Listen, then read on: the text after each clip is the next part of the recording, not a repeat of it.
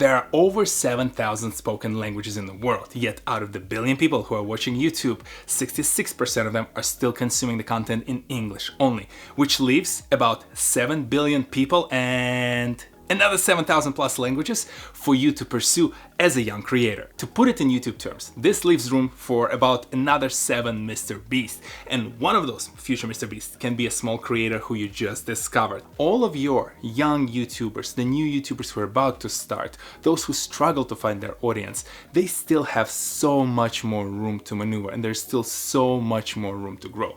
And there's still plenty of opportunities for them to grow both locally within their regions and by expanding into other languages. One of the primary hurdles that all of the non-English speaking creators have to cross is the balance between how well they can monetize their channels in non-English languages. Because as you can imagine, if you are producing the content in the smaller countries, in the third world countries, the opportunities for you to monetize your content are a lot fewer.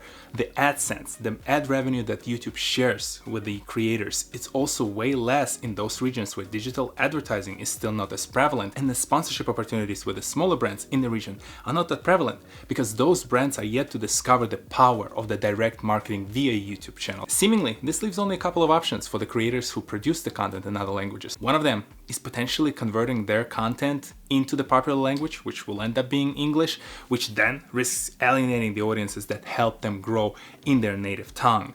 The second option can be dubbing your content into the new languages, but that's both time-consuming and costly and not necessarily as easy to operationalize, especially in the third world countries. But there is a test for all the creators who are trying to expand globally that can help them understand whether their content is ready for that international expansion, or they have to work a little bit and pivot slightly the way they produce their content in order to make it more internationally friendly. The solution to this woes is passing the test that Colin and Samir refer to as over-the-shoulder test. Over-the-shoulder test is a method by which you turn off the volume on your video and pretend as if you're watching that video on the phone or the tablet of the person who sits right in front of you, say on the public transportation, and you're looking over their shoulder at that video.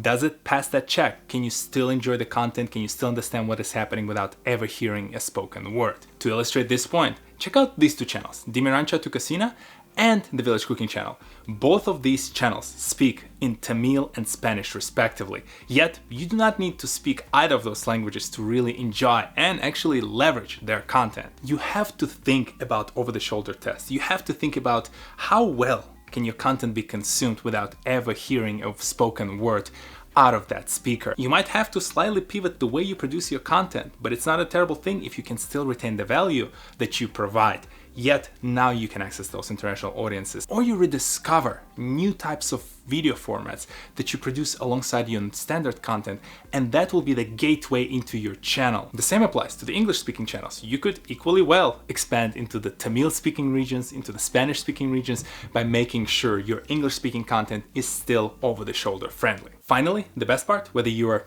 Tamil-speaking language trying to attract English-speaking audience, English-speaking audience trying to attract Spanish-speaking audience, you are now gaining access to new monetization options. AdSense is part of it. Yes, you can gain revenue from that, but I'm thinking on the example of the cooking channels, the cookbooks or abbreviated recipes translated into those languages and sold in digital format, maybe cookware, different accessories produced in your local region, locally sourced and sold to those international audiences, and the list goes on, from the brands that are trying to break into those regions to you yourself expanding your small business internationally. Many commercial strategies, success stories that I discuss on my channel still primarily are English-speaking creators, but with more and more people gaining access to the high-speed internet, you have that growing base. And with the growing base and the new combination of different YouTube channels, you will start seeing different permutations of the commercial strategies, audiences, and the kind of content that is delivered on YouTube.